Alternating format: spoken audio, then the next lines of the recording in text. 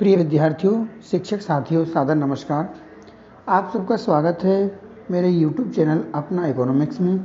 आज के वीडियो में मैं आपके लिए जानकारी लेकर आया हूँ कक्षा 12वीं की त्रैमासिक परीक्षा, जो कि सत्र 2021-22 में त्रैमासिक परीक्षा हुई कक्षा 12वीं में अर्थशास्त्र विषय की।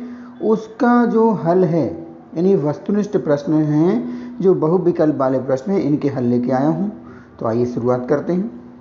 त्रैमासिक परीक्षा प्रश्न पत्र 2020-21, इसके लिए आपको कुल जो पूर्णांक है वो 80 थे और समय आपको हल करने का 2.5 घंटा था। इसमें जो बहुविकल्पी प्रश्न हैं उनकी शुरुआत करते हैं। सबसे पहला प्रश्न पूछा गया कि व्यष्टि अर्थशास्त्र में सम्मिलित होता है। तो व्यष्टि अर्थशास्त्र में व्यक्तिगत इकाइयों का अध्ययन होता है, छोटे छोटे चरों का अध्ययन होता है, व्यक्तिगत मूल्य का निर्धारण किया जाता है। इस कारण से यहाँ पर जो सही विकल्प हो जाएगा उपरोक्त सभी, यानी व्यष्टि अर्थशास्त्र में सम्मिलित होता है उपरोक्त सभी। समष्टि अर्थशास्त्र के अंतर्गत निम्न में से किसका अध्ययन किया जाता है? जो दूसरा प्रश्न है उसमें है कि समष्टि अर्थशास्त्र के अंतर्गत निम्न में से किसका अध्ययन किया जाता है? राष्ट्रीय आय का, पूर्ण रोजगार का, कुल उत्पादन का या उपरोक्त सभी का। तो समष्टि अर्थशास्त्र में हम राष्ट्रीय आय का भी अध्ययन करते हैं, पूर्ण रोजगार का भी अध्ययन करते हैं और कुल यानी समग्र उत्पादन का भी अध्ययन करते हैं। तो यहाँ पर हमारा सही विकल्प हो जाएगा द उपरोक्त सभी। प्रश्न क्रमांक 3, अर्थशास्त्र की विषय वस्तु का अध्ययन किन शाखाओं के अंतर्गत किया जाता है? तो हम सब जानते हैं अर्थशास्त्र की जो विषय वस्तु है उसका अध्ययन हम व्यष्टि और समष्टि अर्थशास्त्र के अंतर्गत करते हैं। ये दो शाखाएं हैं, व्यष्टि अर्थशास्त्र और समष्टि अर्थशास्त्र। इसलिए यहाँ पर सही विकल्प हो जाएगा सा उपरोक्त दोनों। प्रश्न 4, अर्थव्यवस्था की केंद्रीय समस्याएं कौन सी हैं? साधनों का आवंटन करना, साधनों का कुशलतम उपयोग करना, आर्थिक विकास दर को प्राप्त करना।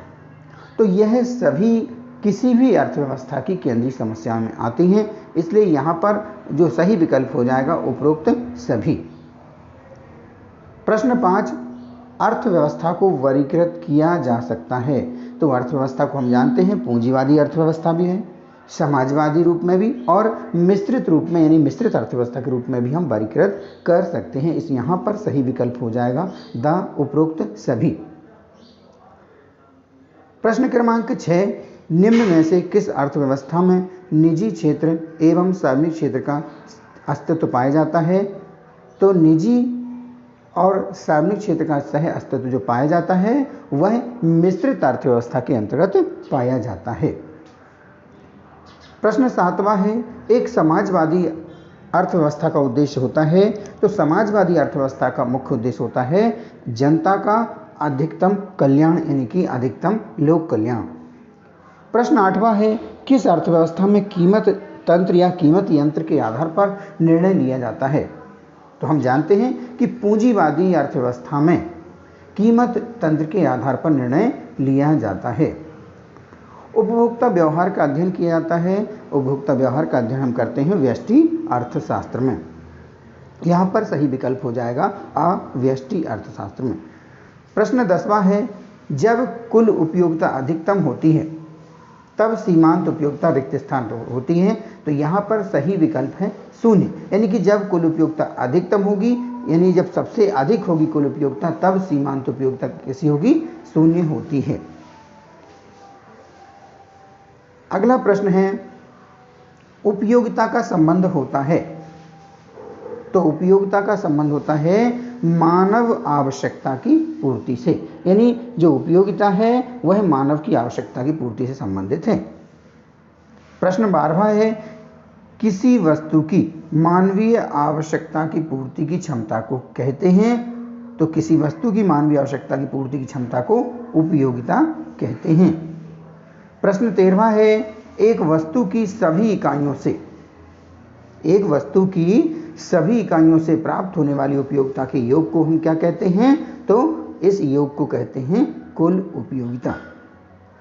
प्रश्न 14, ऐसी वस्तुएं जिनका एक दूसरे के बदले प्रयोग किया जाता है। एक दूसरे के बदले में हम प्रयोग करते हैं, ऐसी वस्तु कहलाती हैं स्थानापन्न वस्तु। जैसे हम चाय और कॉफ़ी को ले लें, यदि हमें चाय की उपलब्धता कम है या चाय का मूल्य अधिक हो गया है तो हम उसकी स्थानापन्न वस्तु कॉफ़ी का उपयोग बढ़ा देंगे। तो यहाँ पर ऐसी वस्तुएं जिनका एक दूसरे के बदले में प्रयोग किया जाता है वो कहलाती हैं स्थानापन्न वस्तु। कॉफ़ी के मूल्य में वृद्धि से चाय की मांग कैसी हो जाएगी? तो हम जानते हैं यदि कॉफ़ी के मूल्य में वृद्धि हो जाती है तो लोग कॉफ़ी की मांग कम करेंगे और उसकी जो स्थानापन्न वस्तु है चाय उसकी मांग बढ़ा देंगे। तो यहाँ पर सही विकल्प हो जाएगा आ, बढ़ती है। यानी कॉफ़ी के मूल्य में वृद्धि से चाय की मांग बढ़ती है। प्रश्न 16 है कि मांग में कमी के निम्नलिखित में से कौन से कारण हैं? तो किसी वस्तु की मांग में कमी होना, देखते हैं आय में कमी, यह भी कारण है। जब उपभोक्ता की आय कम हो जाएगी तो वस्तुओं की मांग में कमी होना स्वाभाविक है। और इसके साथ साथ ही उपभोक्ता की रुचि में कमी, यदि उपभोक्ता की रुचि में कमी हो जाती तब भी किसी वस्तु की मांग में कमी हो सकती है। इस कारण से यहाँ पर जो सही विकल्प है सा, यानी कि आ और बा दोनों। प्रश्न 17 है मांग की लोच है, कैसा कथन है? तो मांग की लोच एक मात्रात्मक कथन है, क्योंकि हमें इससे वस्तु की जो कीमत में हुए परिवर्तन की वजह से वस्तु की मांग में कितना परिवर्तन होता है वह मांग की लोच से पता करते हैं। इस कारण से यहाँ पर जो कथन है वह मात्रात्मक कथन है। गिफिन वस्तुओं के लिए, यानी जो घटिया किस्म की या निम्न कोटि की वस्तुएं होती हैं उनके लिए मांग की लोच कैसी होती है? धनात्मक होती है। इसका तात्पर्य है कि जब वस्तुओं की कीमतें बढ़ने लगती हैं तो ऐसी वस्तुओं की मांग बढ़ जाती है और वस्तुओं की कीमत घटने लगती हैं तो ऐसी वस्तुओं की मांग घटने लगती है। इसलिए गिफिन वस्तुओं के लिए मांग की लोच धनात्मक होती है। मांग की कीमत लोच कितने प्रकार की होती है? तो मांग की कीमत लोच 5 प्रकार की होती है। तो यहाँ पर सही विकल्प हो जाएगा व 5। मांग की कीमत लोच से अभिप्राय है, मांग की कीमत लोच से अभिप्राय क्या है कि कीमत में परिवर्तन होने की वजह से मांग में जो परिवर्तन होगा वह मांग की कीमत लोच कहलाती है। उत्पादन के साधन कौन से हैं?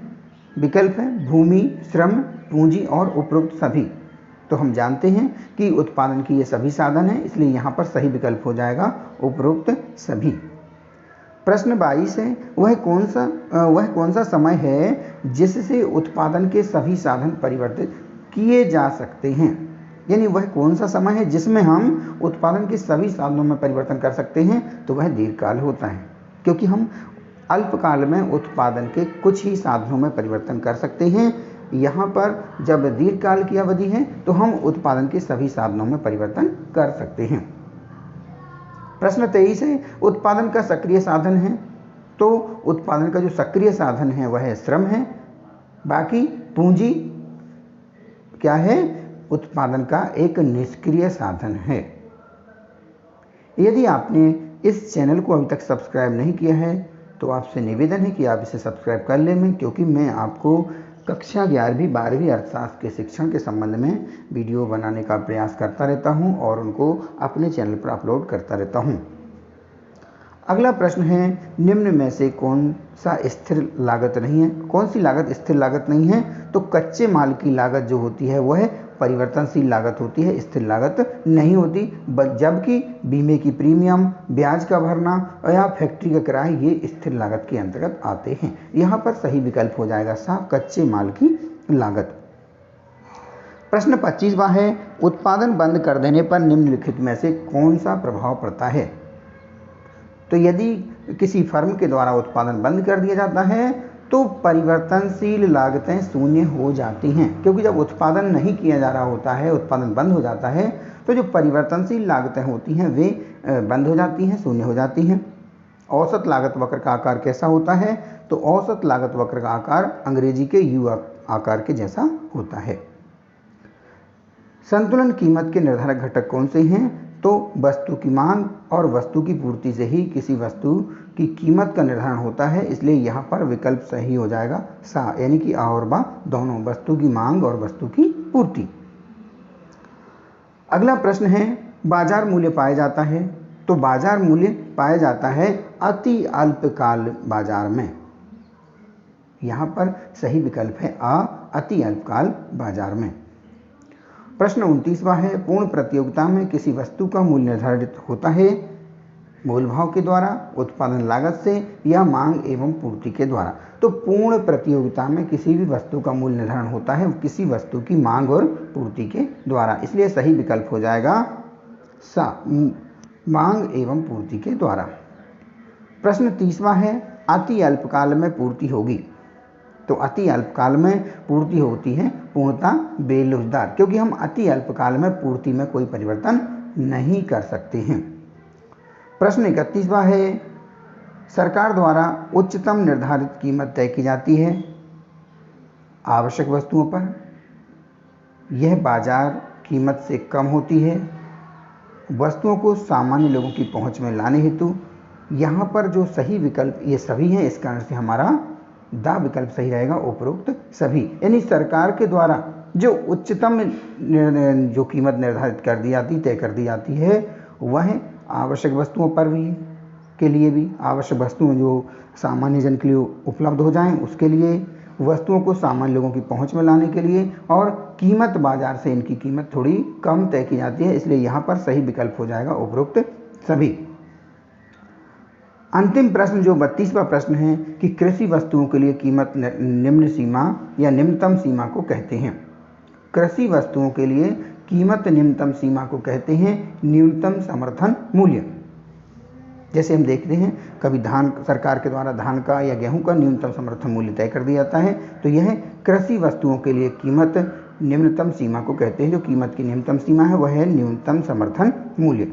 तो यहाँ पर विद्यार्थियों मैंने आपको प्रश्न क्रमांक 1 से लेकर 32 तक जो कि 32 अंक के प्रश्न थे उनके हल इस वीडियो के माध्यम से बता दिए हैं। इसके बाद के जो प्रश्न हैं यहाँ लघुत्तरीय प्रश्न हैं, इन प्रश्नों को आपको करना था। जो 15 प्रश्न हैं इनमें से कोई आपको 10 प्रश्न हल करने थे परीक्षा में। इसके साथ ही दीर्घोत्तरीय प्रश्न हैं, इसके लिए 4 अंक निर्धारित हैं और यहाँ पर आपको 4 प्रश्न हल करना थे। कोई 3 प्रश्न हल करना थे, 4 प्रश्न नहीं करना थे, यहाँ पर 3 प्रश्न हल करना थे। और आगे जो आपके अति दीर्घ उत्तरीय प्रश्न हैं इनको 4 प्रश्नों को हल करना थे। 7 प्रश्न दिए हैं, तो आप अपनी वार्षिक परीक्षा की तैयारी के लिए इन प्रश्नों को यानी कि सभी प्रश्नों को अपने घर पर, अपने विद्यालय में, अपने विषय शिक्षक की मदद से अध्ययन कर लें, इनकी तैयारी कर लें, क्योंकि यह प्रश्न वार्षिक परीक्षा की दृष्टि से भी बहुत ही महत्वपूर्ण प्रश्न हैं। इनमें से बहुत से प्रश्न वार्षिक परीक्षा में पूछे जाएंगे। आप सबको बता दूं कि मैं कक्षा 11वीं 12वीं में अर्थशास्त्र विषय के लिए और 9वीं 10वीं में सामाजिक विज्ञान विषय के लिए वीडियो बनाने का प्रयास समय समय पर करता रहता हूं। समय अभाव होने के कारण उतनी ज़्यादा मात्रा में तो वीडियो उपलब्ध नहीं करा पा रहा हूं, फिर भी जब भी मुझे समय मिलता है तो प्रयास करता हूं। यदि आपने अभी तक इस चैनल को सब्सक्राइब नहीं किया हो तो सब्सक्राइब कर लें, ताकि आगे आने वाले वीडियो आप तक आसानी से पहुँच सकें। अगर आपको वीडियो अच्छा लगा हो तो लाइक करें, अपने मित्रों को शेयर करें। आप सभी का बहुत बहुत धन्यवाद।